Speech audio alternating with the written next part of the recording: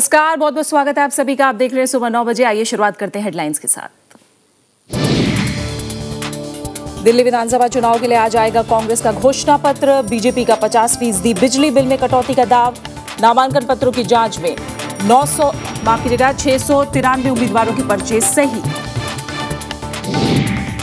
देश की वास्तविक आर्थिक विकास क्षमता 9% से ज्यादा। दावोस में वित्त मंत्री ने कहा, राजकोषीय घाटे को कम करने के लिए रोड मैप तैयार।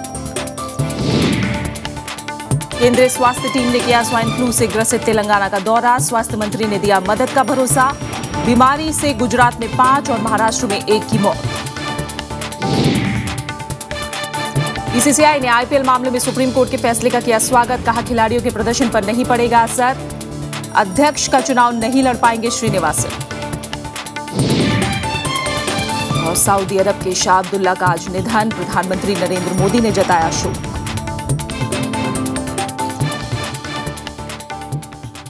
सबसे पहले बात दिल्ली की चुनावी जंग की। दिल्ली विधानसभा चुनाव के मद्देनजर गुरुवार को नामांकन पत्रों की जांच का काम पूरा हो गया। चुनाव आयोग के मुताबिक 693 उम्मीदवारों के नामांकन सही पाए गए हैं, जबकि 230 नामांकन रद्द कर दिए गए हैं। दिल्ली विधानसभा चुनाव की कड़ी में शनिवार तक उम्मीदवार अपने नाम वापस ले सकेंगे। इससे पहले गुरुवार को नामांकन पत्रों की जांच का काम पूरा हो गया। 923 उम्मीदवारों के नामांकन पत्रों में से 693 पर्चे सही पाए गए, जबकि 230 नामांकन खारिज हुए। चुनाव आयोग के मुताबिक उत्तर पश्चिम दिल्ली में 73 नामांकन सही पाए गए, जबकि 24 खारिज हुए। नई दिल्ली जिले में भी 73 पर्चे सही और 24 रद्द हुए। दक्षिण पश्चिम दिल्ली में 90, पूर्वी दिल्ली में 66, दक्षिण दिल्ली में 69 और मध्य दिल्ली में 80 उम्मीदवारों के नामांकन सही पाए गए।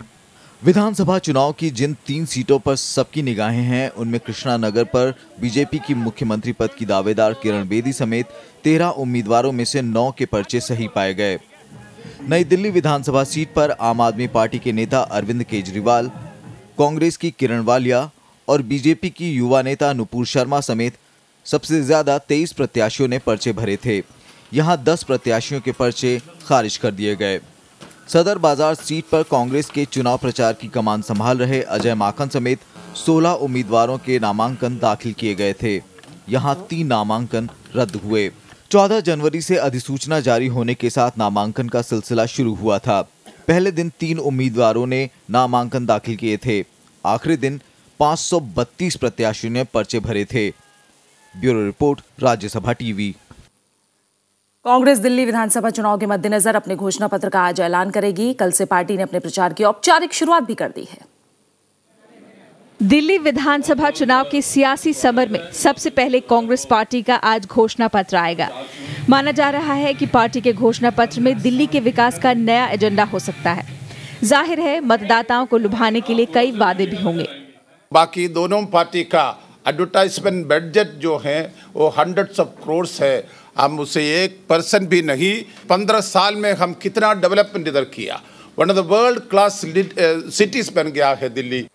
इससे पहले गुरुवार को दिल्ली बनाई है, दिल्ली बनाएंगे नारे के साथ पार्टी ने अपने प्रचार अभियान का आगाज कर दिया। 45 मोबाइल वैन्स के जरिए कांग्रेस अपने 15 साल के कार्यकाल की उपलब्धियों को लोगों तक पहुंचाएगी। दिल्ली के लोगों को फैसला करना है कि उनको कैसी सरकार चाहिए, नौटंकी करने वालों की या काम करने वालों की। कांग्रेस प्रचार के मोर्चे को कमजोर छोड़ना नहीं चाहती। पार्टी ने अजय माकन की अगुवाई में 101 सदस्यों की भारी भरकम प्रचार टीम बनाई है। कांग्रेस 25 जनवरी से 5 फरवरी के बीच 150 जनसभाएं करेगी। इसमें कांग्रेस अध्यक्ष सोनिया गांधी की 1 रैली, उपाध्यक्ष राहुल गांधी की 2 रैलियां और रोड शोज होंगे। स्मृति रस्तोगी के साथ ब्यूरो रिपोर्ट, राज्यसभा टीवी। और दिल्ली चुनाव के बीच कांग्रेस महासचिव जनार्दन द्विवेदी प्रधानमंत्री नरेंद्र मोदी की तारीफ करके विवादों में घिर गए हैं। कांग्रेस ने कार्रवाई की बात करते हुए कहा है कि द्विवेदी की भारतीयता की परिभाषा पार्टी की विचारधारा से मेल नहीं खाती, जबकि जनार्दन द्विवेदी ने प्रधानमंत्री नरेंद्र मोदी की तारीफ से इनकार किया है। शाम के वक्त द्विवेदी ने एक एंटनी से मुलाकात की, जो अनुशासन समिति के मुखिया हैं। प्रधानमंत्री नरेंद्र मोदी पर बयान को लेकर कांग्रेस के एक और वरिष्ठ नेता की मुश्किलें बढ़ गई हैं। पार्टी ने आधिकारिक तौर पर कांग्रेस महासचिव जनार्दन द्विवेदी के बुधवार को एक इंटरव्यू में दिए बयान पर नाराजगी जाहिर की है। ऐसी सोच और इस प्रकार से नरेंद्र मोदी जी को भारतीयता के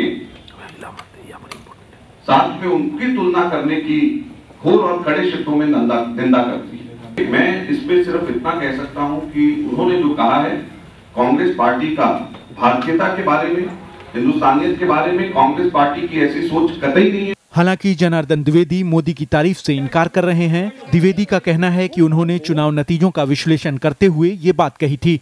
किसने कहा है कि मोदी भारतीयता के प्रतीक हैं? ये मेरे शब्द नहीं है। अपनी अपनी नियत टटोले लोग कि क्यों इस तरह का प्रचार कर रहे हैं। हाल के दिनों में नरेंद्र मोदी की तारीफ करने की वजह से मुश्किल में फंसने वाले जनार्दन द्विवेदी पहले कांग्रेसी नेता नहीं हैं। इससे पहले पूर्व केंद्रीय मंत्री शशि थरूर को भी मोदी को लेकर नरम रवैये की वजह से पार्टी प्रवक्ता के पद से हटा दिया गया था। विशाल दहिया, राज्यसभा टीवी।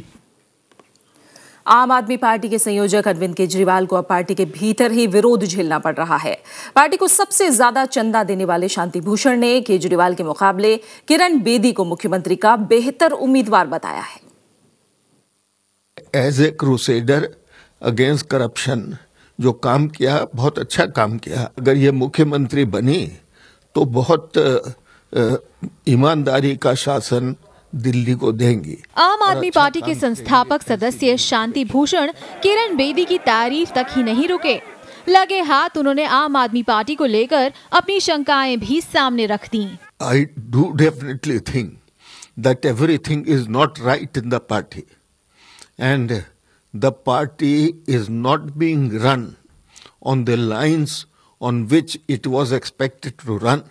किरण बेदी पर शांति भूषण के बयान से खुद उनके बेटे प्रशांत भूषण सहमत नहीं दिखे, तो केजरीवाल के लिए ये शांति भूषण की निजी राय बन गई। जहाँ तक किरण बेदी जी की बात है, मैं शांति भूषण जी के असेसमेंट से सहमत नहीं हूँ। इस देश में सारे अपना अपना व्यू देने के लिए स्वतंत्र हैं। किरण बेदी अब शांति भूषण को धन्यवाद दे रही हैं। आपका बहुत धन्यवाद। बीजेपी शांति भूषण की राय को भुनाने में लगी है, तो कांग्रेस तब और अब की किरण बेदी में फर्क कर रही है।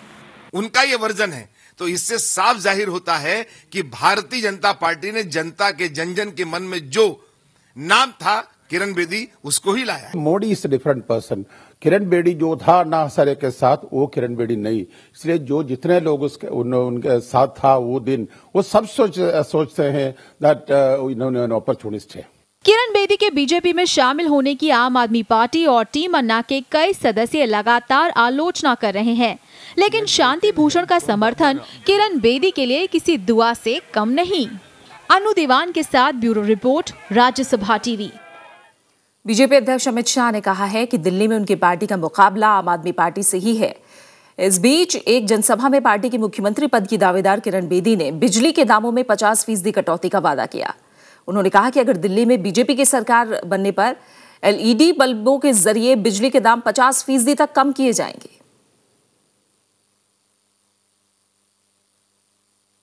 उत्तर प्रदेश विधान परिषद की 12 सीटों के लिए आज मतदान होगा और इन सीटों के लिए समाजवादी पार्टी ने 8, बीजेपी ने 2 और बीएसपी ने 3 उम्मीदवार उतारे हैं। गौरतलब है कि विधान परिषद में 30 जनवरी को 12 सदस्यों का कार्यकाल खत्म हो रहा है। इनमें बीएसपी के 7, समाजवादी पार्टी के 3 और बीजेपी के 2 सदस्य हैं। उत्तर प्रदेश में लंबे अरसे के बाद विधान परिषद के लिए वोटिंग की जा रही है। असम में आज मुख्यमंत्री तरुण गोगोई मंत्रिमंडल को शपथ दिलाई जाएगी। असम के कार्यवाहक राज्यपाल पीबी आचार्य पद और गोपनीयता की शपथ दिलाएंगे। 20 जनवरी को मंत्रिमंडल विस्तार का रास्ता साफ करते हुए असम मंत्रिपरिषद के सभी 14 सदस्यों ने सोमवार को अपने पद से इस्तीफा दे दिया। असम में कांग्रेस के 14 साल के शासन के दौरान यह पहला बड़ा बदलाव होगा। प्रधानमंत्री नरेंद्र मोदी ने कन्या भ्रूण हत्या पर चिंता जताते हुए कहा है कि बेटा और बेटी में फर्क नहीं किया जाना चाहिए। राष्ट्रीय बालिका दिवस से 2 दिन पहले केंद्र सरकार ने पानीपत से कल बेटी बचाओ बेटी पढ़ाओ अभियान की शुरुआत की। देश भर के चुनिंदा 100 जिलों में लागू इस अभियान के तहत बालिका शिक्षा और पोषण के लिए विशेष योजनाएं चलाई जाएंगी। प्रधानमंत्री ने देश में लिंगानुपात में असमानता पर गंभीर चिंता जताई है और इस चिंता की वजह वो आंकड़े हैं जो ये बताते हैं कि देश में प्रति 1000 लड़कों के मुकाबले सिर्फ 914 लड़कियां हैं। हरियाणा में कन्या भ्रूण हत्या की वजह से लिंगानुपात यानी चाइल्ड सेक्स रेशियो काफी कम है। 6 साल तक की उम्र वर्ग में यहाँ प्रति 1000 में बालिकाओं की संख्या 830 है। पड़ोसी राज्य पंजाब में यह आंकड़ा 846 है। देश के कई जिलों में ये आंकड़ा 800 या उससे भी कम है। हम बेटियों को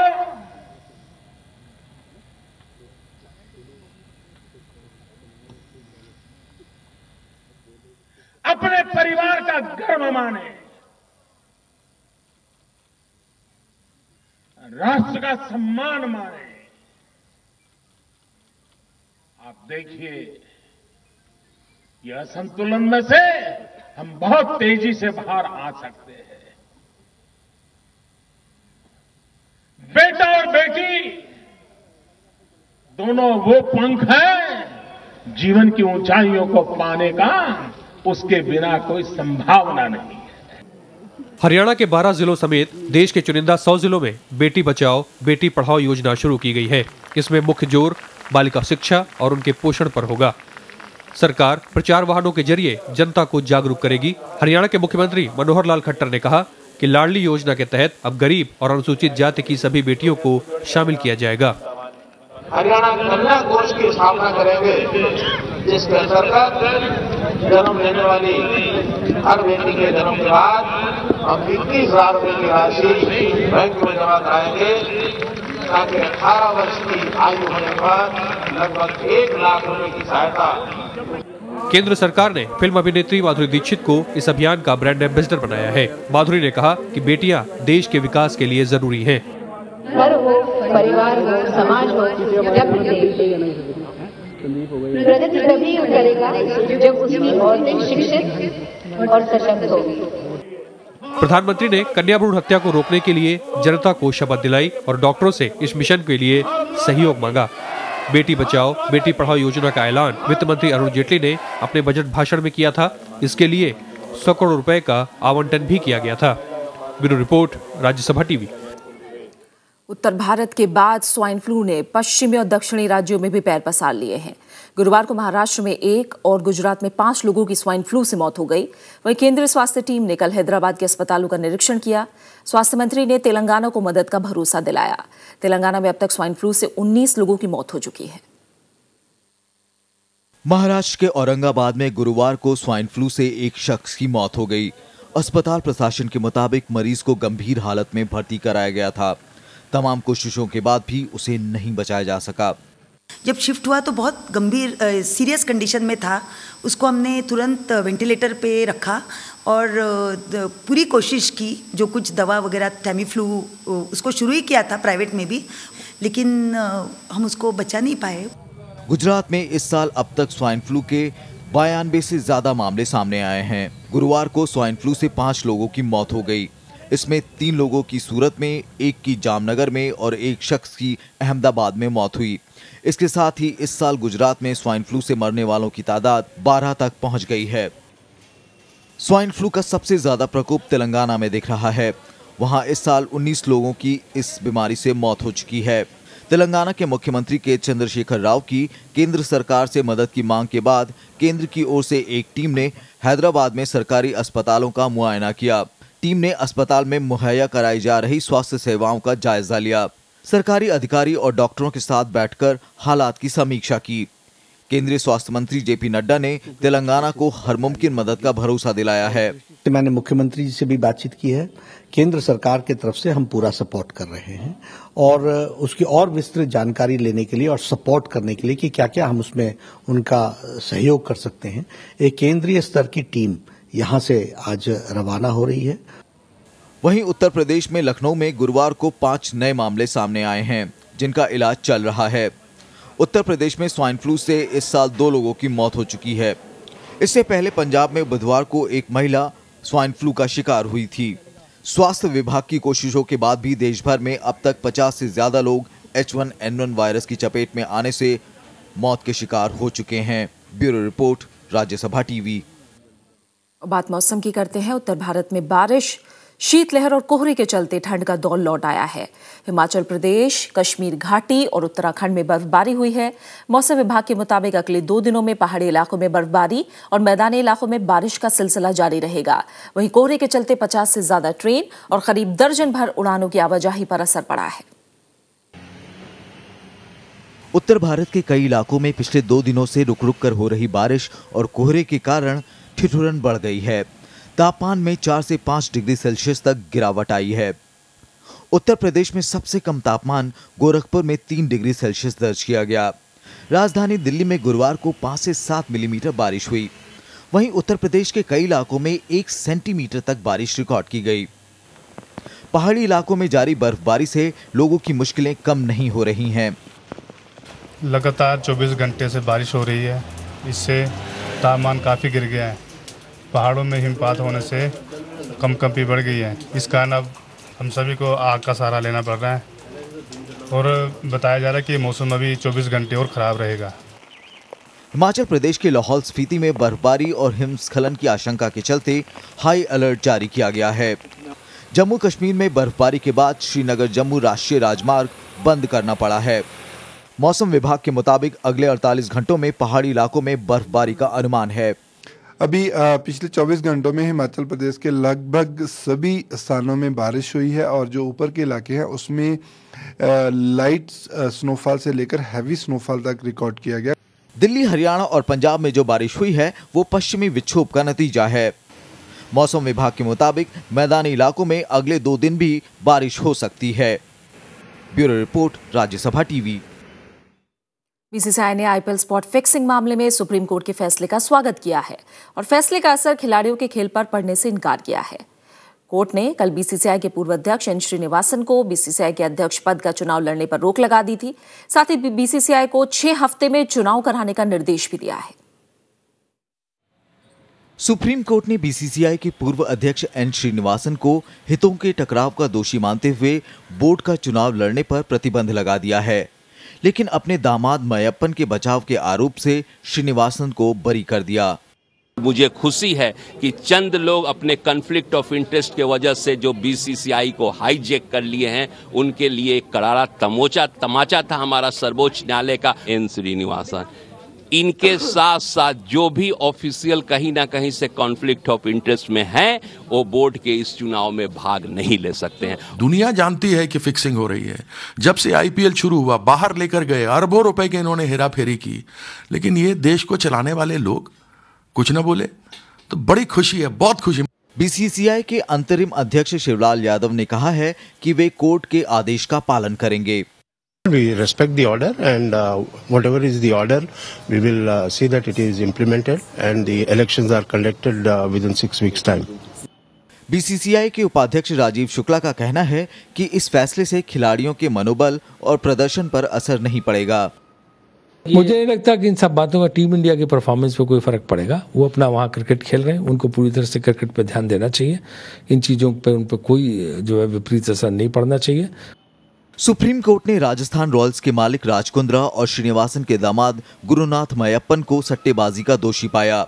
अदालत ने सजा तय करने के लिए पूर्व मुख्य न्यायाधीश आरएम लोढ़ा के नेतृत्व में 3 सदस्यीय कमेटी गठित की है। इसके अलावा कोर्ट ने बीसीसीआई के उस कानून को भी रद्द कर दिया जो बोर्ड के अधिकारियों को टीम में हिस्सेदारी खरीदने की इजाजत देता है, जिसके चलते श्रीनिवासन ने चेन्नई सुपर किंग का मालिकाना हक हासिल किया था। विपिन चौहान, राज्यसभा टीवी। नागर विमानन महानिदेशालय ने स्पाइस जेट को 31 मार्च से आगे भी टिकटों की बुकिंग की अनुमति दे दी है। सरकार ने भी कंपनी की पुनर्सुधार योजना को शुरुआती मंजूरी दी है। योजना को सेबी के पास भेजा जा रहा है, जो कि ये देखेगा कि नए प्रवर्तकों के वित्त पोषण को खुली पेशकश की जरूरत है या नहीं। इससे पहले डीजीसीए ने वित्तीय संकट के चलते स्पाइस जेट को सिर्फ 31 मार्च तक बुकिंग की इजाजत दी थी। वित्तीय संकट की वजह से निजी एयरलाइंस को काफी उड़ानें रद्द करनी पड़ी थी। विमानन कंपनी के मुताबिक 29 मार्च से अक्टूबर 2015 के बीच उड़ानों के लिए बुकिंग शुरू हो गई है। 15 जनवरी से वित्तीय संकट में घिरी विमानन कंपनी स्पाइस जेट को उबारने की जिम्मेदारी अजय सिंह के हाथ में आ गई है। स्पाइस जेट को संभाल रहे चेन्नई के मारन परिवार ने इसमें अपनी सभी 53% हिस्सेदारी के साथ इसका नियंत्रण अजय सिंह को देने की सहमति दी है। गुरुवार को शेयर बाजार रिकॉर्ड स्तर पर बंद हुए। सेंसेक्स ने पहली बार 29,060 के स्तर को छुआ, हालांकि बंद होते वक्त 29,006 पर था। एनएसई का निफ्टी भी कल अपने ऐतिहासिक स्तर 8,774 पर बंद हुआ। जानकारों की माने तो बाजार से अभी और बढ़त की उम्मीद की जा सकती है। साल 2015 शेयर बाजारों के लिए फिलहाल काफी फायदेमंद रहा है। 1 जनवरी से लेकर 22 जनवरी के बीच सेंसेक्स ने करीब 1498 अंकों की छलांग लगाई है, जो कि 5.5% की बढ़त है। जानकारों की माने तो भारतीय शेयर बाजारों में अभी जान बाकी है। बजट तक मार्केट अच्छी रहने की संभावना है क्योंकि एक एक्सपेक्टेशन बिल्टअप हो रही है। और दूसरी बात यह है कि अगर बीच में बड़ा करेक्शंस भी आता है तो भी उसको यूज किया जाए कि जहां जिस निवेशकों को ने निवेश नहीं किया है और उनको ऐसा लगता है कि बस मिस हो गई है, तो उनके लिए अच्छी अपॉर्चुनिटी होगी जब करेक्शन आता है तो अच्छे शेयर्स में निवेश करें। जानकार शेयर बाजार में आए इस उत्साह का श्रेय कठिन परिस्थितियों में भी भारत के सुधरते आर्थिक हालात को दे रहे हैं। हो सकता है कि 2016-17 में इंडिया की इकोनॉमी वर्ल्ड की मेजर इकोनॉमीज में से फास्टेस्ट ग्रोइंग इकोनॉमी हो जाए, तो वो जो ऑप्टिमिज्म है, वो जो एक तेजी इंडिया की इकोनॉमी में दिख रही है, ग्रोथ की पॉसिबिलिटी दिख रही है, वो कहीं ना कहीं इंटरनेशनल इन्वेस्टर्स, डोमेस्टिक इन्वेस्टर्स को मोटिवेट कर रही है। गुरुवार को जबकि सेंसेक्स और निफ्टी दोनों रिकॉर्ड स्तरों पर बंद हुए, बीएसई पर 169 कंपनियों के शेयरों ने अपने 52 हफ्तों का सबसे ऊंचा स्तर छुआ। वहीं एनएसई पर यह संख्या 92 थी। जाहिर है विदेशी और घरेलू संस्थागत निवेशकों का बाजार में विश्वास बढ़ा है। हालांकि आने वाले दिनों में जानकार हल्की फुल्की बिकवाली की संभावना से इनकार नहीं करते, लेकिन बाजार की सेहत के लिए ये भी जरूरी है। Bureau report, Rajya Sabha TV. वित्त मंत्री अरुण जेटली का कहना है कि अगले कुछ सालों में भारत की आर्थिक विकास दर 9% तक पहुंच जाएगी। दावोस में वर्ल्ड इकोनॉमिक फोरम को संबोधित करते हुए उन्होंने कहा कि सरकार विकास के रास्ते में आने वाली बाधाओं को खत्म करने की पूरी कोशिश कर रही है। वर्ल्ड इकोनॉमिक फोरम में गुरुवार को वित्त मंत्री अरुण जेटली ने भारत की अर्थव्यवस्था की एक खुशनुमा तस्वीर पेश की। उन्होंने कहा इस वित्त वर्ष में देश की विकास दर 5.5% के आसपास रहेगी, लेकिन आने वाले सालों में ये दर 9% के आंकड़े को भी छू सकती है। Well, I think our real potential is 9% plus, and therefore we'd like to take India in that direction. We've had problems and challenges. We went below 5%, which by Indian standards is a very disappointing rate. Hopefully we'll do a little better this year. Next year I think is going to be significantly better.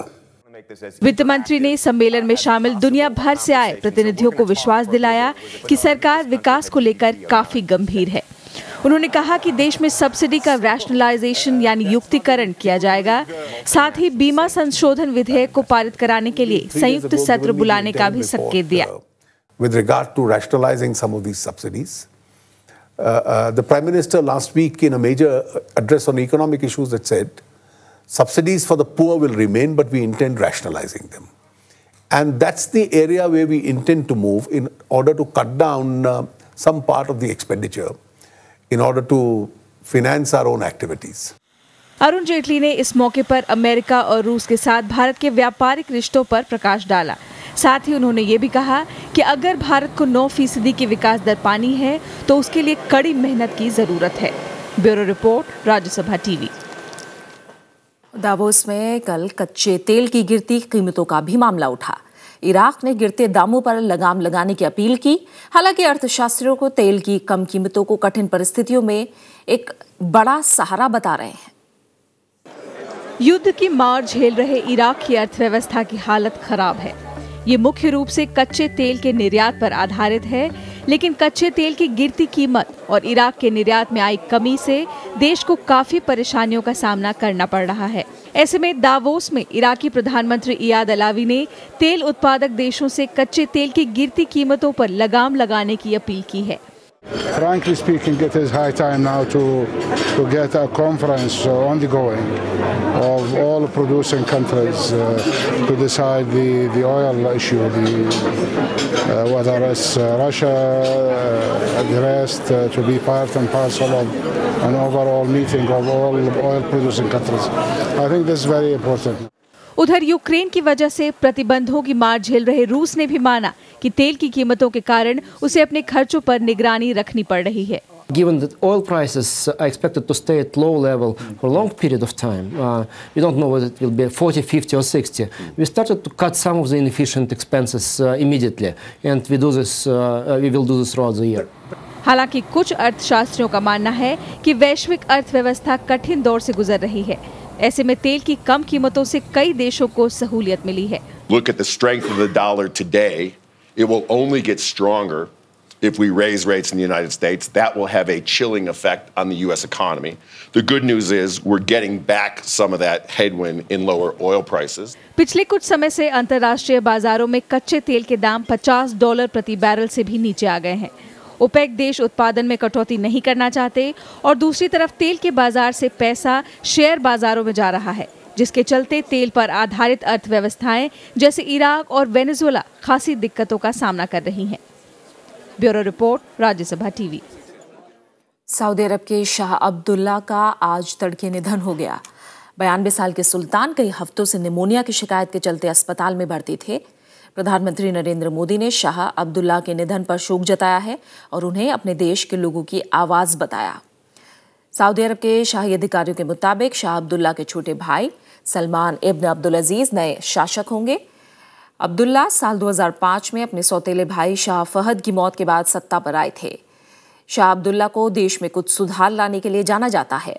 उन्होंने देश में सीमित चुनाव में महिलाओं को vote डालने का अधिकार दिया था। साथ ही उन्होंने कुछ पुलिस सुधार भी लागू किए थे।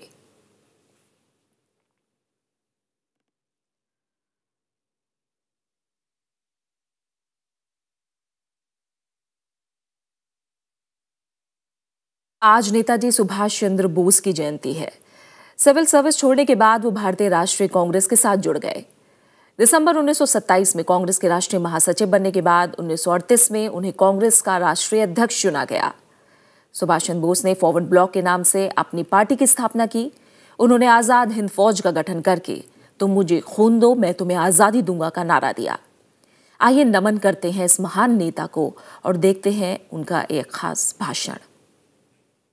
Lang leben die Dreifachmächte und ihre Verbündeten. Lang lebe das freie Indien.